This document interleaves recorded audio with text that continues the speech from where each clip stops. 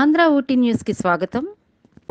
కటిక పేదరికం నుండి నేడు అందరూ తన కుటుంబం వైపు దృష్టి సారించేలా చేసింది అత్యంత వెనుకబడిన కోదు తెగకు చెందిన క్రీడాకారిణి. ఒకప్పుడు కనీసం గ్రామస్తులు ఏ ఒక్కరూ తిన్నారా లేదా ఎలా ఉన్నారు అనే స్థితి నుండి అందుల మహిళ T20 ప్రపంచ కప్కు ఎంపిక కావడంతో అభినందనలు తెలిపేందుకు పాంగి కరుణకుమారి పూరి గుడిసెకు క్యూ కడుతున్నారు. అసలు ఎవరు ఈ పాంగి కరుణకుమారి? ఇంకెందుకు ఆలస్యం, పూర్తి వివరాల్లోకి వెళ్దాం. భారతదేశంలో తొలిసారిగా జరగనున్న అందుల మహిళ T20 ప్రపంచ కప్కు ఆంధ్రప్రదేశ్ నుండి అల్లూరి సీతారామరాజు జిల్లాకు చెందిన పాంగి కరుణకుమారి ఎంపికై ఈ ఏడాది నవంబర్ 11 నుండి 25వ తేదీ వరకు బెంగళూరు, న్యూఢిల్లీ వేదికగా జరగనున్న పోటీల్లో ప్రాతినిధ్యం వహించనుంది.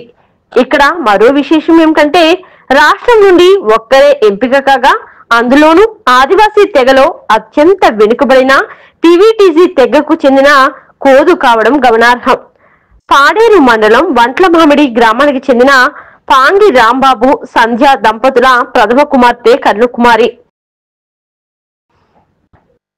2008వ సంవత్సరంలో సలుగు పంచాయతీ లోలంగిపాడు గ్రామం నుండి బ్రతుకు తెరువు కోసం వంట్లమామిడి వలస వచ్చారు.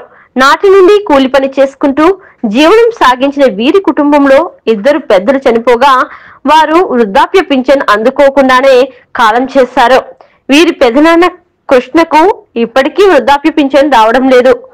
ఒక కన్ను పూర్తిగా కనిపించకుండా మరో కన్ను మసకగా కనిపించడంతో కరుణకుమారి మధ్యలో చదువు మానేసి ఇంటికే పరిమితమైంది. అమ్మా, నాన్న, ఇద్దరు చెల్లెళ్ళు, అన్నయ్య ఉన్న ఆ కుటుంబం ఆకలితో అలమటించిన రోజులు కోకొల్లలు. కడు పేదరికంతో మధ్యలోనే చదువు ఆపేగా చివరకు ఓ టీచర్ ప్రోద్బలంతో కరుణకుమారి ఎండాడ ప్రభుత్వ అందుల బాలికల రెసిడెన్షియల్ పాఠశాలలో చేరింది. అక్కడ వ్యాయామ ఉపాధ్యాయురాలు కరుణ టాలెంట్ గుర్తించి ప్రోత్సహించడంతో అందుల మహిళ T20 ప్రపంచ కప్కు ఎంపికైంది. సమగ్ర కథనం ఆంధ్ర ఊటీ న్యూస్ వీక్షకుల కోసం. ప్రపంచ కప్కి ఎంపిక కదమ్మా, ఇప్పుడు ఎలా ఫీల్ అవుతున్నావు? చాలా హ్యాపీగా ఫీల్ అవుతున్నాను. మీ సొంత ఊరు ఏ ఊరు? మీ కుటుంబ నేపథ్యం ఏంటి? మా సొంత ఊరు వంట్లమామిడి. మేము చాలా పేదవాళ్ళము. అమ్మా, ఇప్పుడు నీ వల్లే ఇప్పుడు మీ ఇంటికి అంతా ఇది వెలుగు వస్తుంది అనుకుందాము. ఇప్పుడు అసలు ఇక్కడ వంట్లమామిడి ఎక్కడో మారుమూల ప్రాంతం పుట్టి పెరిగి మీరందరూ ఆదివాసీ PTG కోదు తెగకి చెందినవారు. మీరు ఈ స్థాయికి ఎలా చేరగలిగారు చెప్పండి అమ్మా.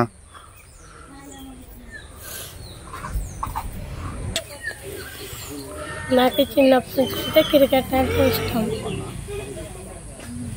నేను వైజాగ్ వెళ్ళి క్రికెట్ నేర్చుకున్నాను.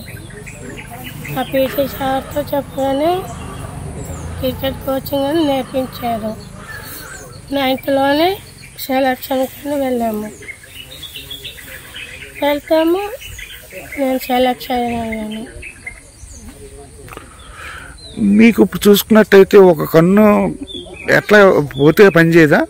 పూర్తిగా కనిపించదు సార్. ఒక కన్ను మసక కనిపిస్తుంది, ఒక కన్ను పూర్తిగా కనిపించదు. ఓకే అమ్మా, మీరు ఇంకెన్నో విజయాలు సాధించాలా, ఈ ఊరు కీర్తి ప్రతిష్టల్ని ప్రపంచవ్యాప్తం చూపించాలా. బెస్ట్ ఆఫ్ లక్ తల్లి. నా పేరు పాంగి రాంబాబు, వంట్లమామిడి సర్పంచ్గా పనిచేస్తున్నాను. అయితే ఇక్కడ వంట్లమామిడి గ్రామ కాపరస్తులు పాంగి రాంబాబు కుమార్తె పాంగి కరుణకుమారి వైజాగ్ ఫోర్స్ స్కూల్లో చదువుతూ క్రీడారంగంలో ఆవిడ ముందుకెళ్ళి ప్రపంచ T20 కప్పులో సెలెక్ట్ అయినందుకు మా పంచాయతీ తరఫున కుటుంబానికి, తల్లిదండ్రులకు ధన్యవాదాలు. అలాగే పాంగి కరుణకుమారి ఇంకా కప్పు గెలిచి రావాలని, మరి ఆవిడ పట్ల భగవంతుడు ఆశీస్సులు ఉండాలని కోరుతూ, మరి మా పంచాయతీ తరఫున కూడా మాకు తోచింది మేము సహాయం చేయాలని కోరుతున్నాం సార్. అంటే ఇప్పుడు ఇక్కడ చూసినట్టయితే ఆ పాపకి కూడా ఇప్పటివరకు పెన్షన్ లేదంటున్నారు, ఆ కుటుంబ సభ్యులకు కూడా ఎటువంటి ఆదరణ అయితే లేదంటున్నారు కదా ఇక్కడ. సార్ మేము గతంలో కూడా సర్టిఫికేట్ల కోసం చిన్న పాప 2వ తరగతి చదువుతున్న టైంలో కూడా మేము వైజాగ్ తీసుకెళ్ళాము. అది బ్లాక్లో ఉండి అది సర్టిఫికేట్ రాకపోవడం వల్ల పెన్షన్ అయితే లేట్ అయింది సార్. ఖచ్చితంగా మేమైతే పార్టిసిపేట్ చేసాము. అయితే మొన్న రీసెంట్గా మళ్ళీ అది డిలే చేయించి మళ్ళీ వెంటనే అది మళ్ళీ సచివాలయంలో స్లాట్ బుక్ చేసి మొన్న రీసెంట్గా పాపకు సర్టిఫికేట్ అనేది మొన్న రీసెంట్గా వచ్చింది సార్. ఖచ్చితంగా పెన్షన్ అనేది మేము ఇప్పించేటట్లు ఏర్పాటు చేస్తాం సార్. మహిళా T20కి అందడానికి ఎంపికైంది కదా, ఎలా ఫీల్ అవుతున్నారు ఒక తండ్రిగా మీరు? మాకైతే చాలా సంతోషంగా గర్వంగా మేము ఫీల్ అవుతున్నాం సార్. మాకు చాలా హ్యాపీగా ఫీల్ అవుతున్నాం సార్. మీరు ఆర్థికంగా ఎలా ఉంటుంది చెప్పండి మీరు? మా కుటుంబము మొత్తం 6 ఉంటున్నాం. మా కుటుంబము 6లో 4 పిల్లలు. 4 పిల్లల్లోనే 2వ పాప కరుణాకుమారి. ఆ పాపకి మేము ఏదో మాకు ఉండడానికి ఇల్లు కూడా లేనట్టు లేదు, మనం చేసుకోవడానికి భూమి కూడా లేదు. అలాగే కూలునాలు చేసుకొని పాపకి అలాగే కష్టపడి అలాగే చదివించుకుంటున్నగా వైజాగ్ బ్రాంచ్ స్కూల్ జాయిన్ చేయగా అక్కడ 8th క్లాస్ నుండి సార్ వాళ్ళు మేడం వాళ్ళు మా పాపకి కోచింగ్ ఇవ్వడం వల్ల పాప 9th క్లాస్కి వెళ్ళిన తర్వాత బయట తీసుకెళ్ళి ఆడిపించడం వల్ల పాప ఆటలు చూసి మా పాపకి ఇండియాలో జాతీయ స్థాయి క్రికెట్ మ్యాచ్లో సెలెక్ట్ చేయడం వల్ల మాకు చాలా గర్వంగా ఉంది, సంతోషంగా ఉంది.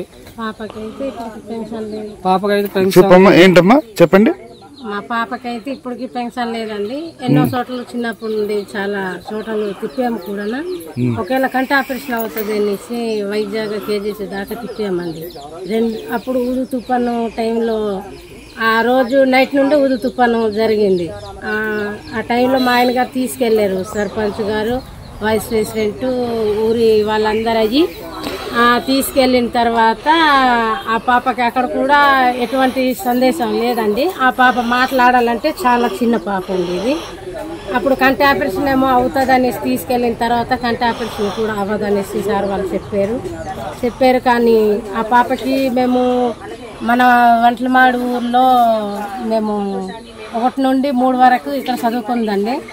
చదువుకుంటే పాడేరు, మళ్ళా 4th నుండి అక్కడ 5th వరకు మళ్ళీ అక్కడ 2 సంవత్సరాలు చదువుకుంది. మళ్ళీ అక్కడ నుండి మళ్ళీ వంటలమాడే 6th క్లాస్ నుండి 7th వరకు చదువుకుందండి.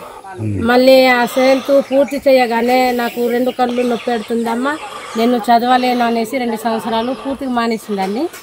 మానేసిన తర్వాత మళ్ళీ ఆ పాపకి కంటి నొప్పి తగ్గగానే అమ్మ నేను చదువుకుంటాను అన్నది. చదువుకుంటానన్న తర్వాత నేను కందమాడి స్కూల్లో తీసుకెళ్ళడానికి కూడా జరిగిందండి. అక్కడ మేడం గారు ఏమన్నారంటే, పాప కన్ను ప్రాబ్లం కదమ్మా, మేము చెప్పే ఆన్సర్లు చెప్పలేదు అనేసి అనగానే సరే అనేసి మా 3వ పాపను జాయిన్ చేసి నేను పాపని ఇంటికి తీసుకురావడం జరిగింది. అప్పటికే మన ఎడ్లప్పరావు అన్య వైస్ ప్రెసిడెంట్ ఏమో వైజాగ్ సార్ వాళ్ళు మీట్ అవి వాళ్ళది మాకు అడ్రస్ ఇస్తే అప్పుడు ఆ సోమి సారు మాకు వచ్చి తీసుకెళ్ళడం జరిగిందండి. అక్కడ హాస్టల్ చూసిన తర్వాత మేము కూడా అనుకున్నాము హాస్టల్ అయితే బాగానే ఉంది, మరి తర్వాత ఫుడ్ కానీ దేనికి కానీ ఏమైనా ప్రాబ్లం ఉందేమో అనుకున్నాము. కానీ మా పాపకి మేము మరి పేదరికమైన దానికి అందుకున్నా కానీ మేము మా పాపకి ఏది కూడా మేము ఇప్పుడు దాకా పెట్టలేదండి, అన్నీ హై స్కూల్ నుండే.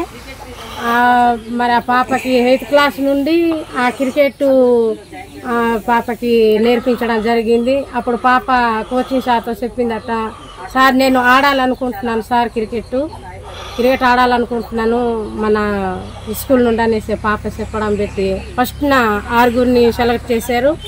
6 సెలెక్ట్ చేసిన తర్వాత కేరళ వెళ్ళారండి. కేరళ వెళ్ళిన తర్వాత ఫస్ట్ ప్రైజ్ గెలవలేదు, మళ్ళీ 2వసారి వెళ్ళినప్పుడు మళ్ళీ గెలిచారు.